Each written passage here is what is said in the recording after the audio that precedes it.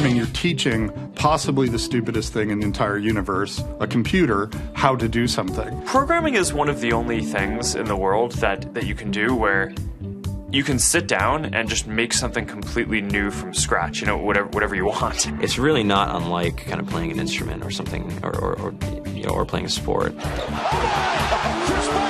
It starts out being very intimidating, but you kind of get the hang of it over time.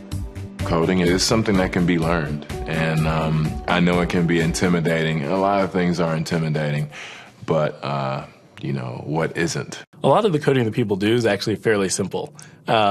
It's more about the process of breaking down problems than, sort of coming up with complicated algorithms as people traditionally think about it.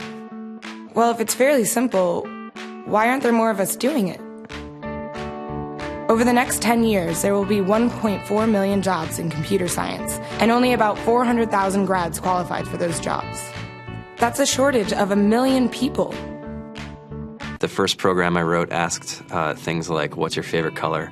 Or how old are you? I first learned how to make a green circle and a red square appear on the screen. The first time I actually had something come up and say, hello world, and I made a computer do that. It was just astonishing. When I finally learned a little bit of programming, that blank wall resolved into a bunch of doors, and you open them, and finally you start to open enough doors that the light comes in. And to me, a finished program is like a structure filled with light. All the corners are illuminated. You understand the structure of it. It's a really serene feeling to have completed that.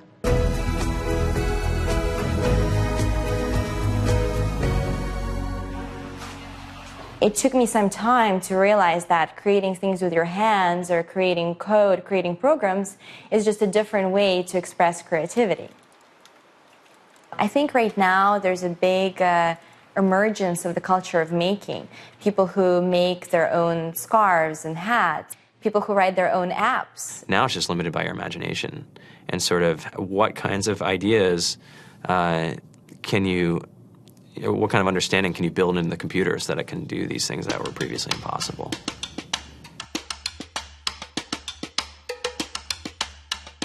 All great things are built in teams when you collaborate with other smart people.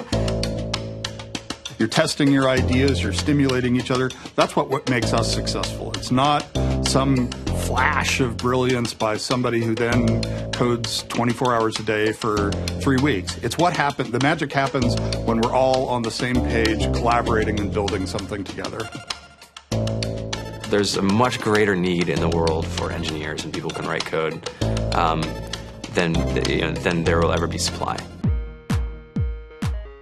I just think you have to start small, right? And I think that's one of the biggest misconceptions about computer science and programming overall is that you have to learn this big body of information before you can do anything. You don't have to be a genius to know how to code. You need to be determined. Addition, subtraction, that's about it. You should probably know your multiplication tables.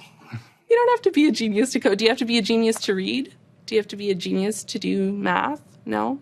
No. I think if someone had told me that software is really about humanity, that it's really about helping people by using computer technology, it would have changed my outlook a lot earlier. Whether you're trying to make a lot of money or whether you just want to change the world, computer programming is an incredibly empowering skill to learn. To be able to actually come up with an idea and then see it in your hands and then be able to press a button and have it be in millions of people's hands. I think we're the first generation in the world that's really ever had that kind of experience. The programmers of tomorrow are the wizards of the future. You're going to look like you have magic powers compared to everybody else. I think it's amazing. I think it's the closest thing we have to a superpower. Great coders are today's rock stars. That's it.